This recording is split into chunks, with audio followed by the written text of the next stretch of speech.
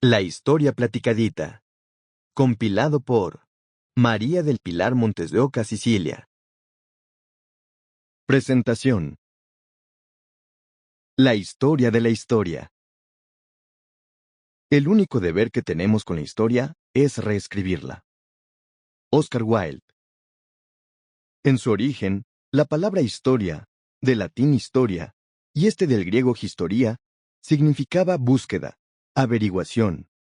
En griego antiguo, la raíz histos define al sabio, al conocedor, y, con este sentido, Heródoto de Alicarnaso, 484 a.C. a 420 a.C., nombró historias a las crónicas de todo cuanto fue testigo en sus viajes por Asia, Egipto, Libia, el sur de Italia y las islas griegas, las cuales son consideradas los testimonios más fehacientes del mundo antiguo. Por su peculiar forma de narrar los acontecimientos, descriptiva, imparcial y sin juicios personales, Marco Tulio Cicerón definió a Heródoto como padre de la historia, y desde entonces, así lo registran enciclopedias y libros especializados en la materia, cuya solemnidad muestra cada acontecimiento como sagrado e inalcanzable. Los textos que integran la historia platicadita se publicaron en la revista Algarabía entre 2008 y 2011, y, como su nombre lo indica, narran los acontecimientos históricos de forma cercana y contextualizada, tomando en cuenta las ideas y las costumbres que definieron cada época. Por ejemplo, en este libro pueden descubrirse los orígenes de varias tradiciones navideñas, muchas de las cuales se contraponen con la ideología cristiana y son tachadas de paganas. Hablando de tradiciones, aquí se explica por qué el pastel es indispensable en una boda, pues en la antigua Roma, si no se concretaba el matrimonio ofrendando un pastel a los dioses y a los invitados, la ceremonia no tenía validez.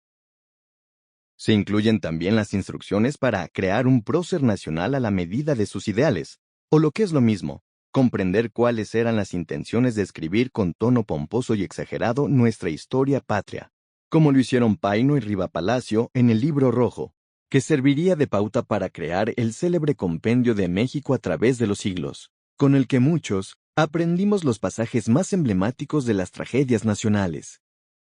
Hablando de invenciones, ¿qué mayor invención que la del amor? Los ideales que suponemos eternos e incorruptos, en realidad no solo provienen de un código de caballería escrito en la Edad Media, para cortejar a la mujer ideal, sino también para ser adúltero y salir victorioso.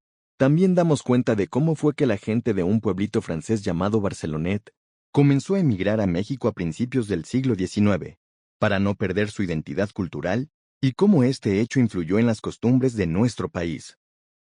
Otra historia poco conocida, pero fundamental para que ocurriera el Renacimiento, es que gracias a los califatos se pudieron preservar y traducir los textos más emblemáticos de las ciencias de Occidente, y que éstas fueron enriquecidas con las aportaciones árabes en medicina, matemáticas y astronomía de los musulmanes.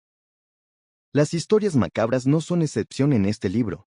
Aquí se ahonda en una parte de nuestra historia que resulta muy molesta para cierto sector de la población, porque el imperio mexica sustentó gran parte de sus ritos religiosos en el consumo de carne humana. Y si le dijera que la primera campaña antitabaco de la historia, así como las primeras investigaciones sobre los riesgos de fumar, se debieron a los nazis? Hoy, Francia es sinónimo de lujo, perfumes costosos y buena comida.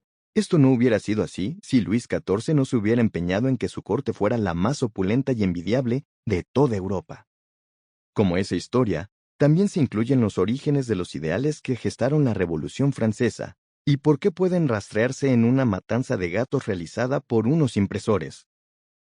Tal vez, las palabras bizantino e iconoclasta parezcan, a simple vista, el único legado que nos quedó del Imperio bizantino.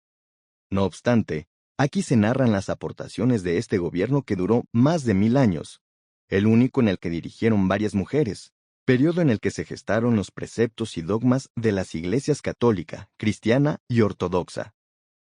¿Por qué el redescubrimiento del antiguo Egipto se lo debemos a una fallida campaña militar de Napoleón? ¿Qué distinguió a la fundación de la ciudad de Nueva York de la de otras capitales del mundo y por qué, hasta hace muy poco, era un gran misterio? ¿Quién fue Madame Calderón de la Barca y por qué le debemos una de las más puntuales crónicas del México independiente? ¿Qué son las Bundacameas? Sample complete. Ready to continue?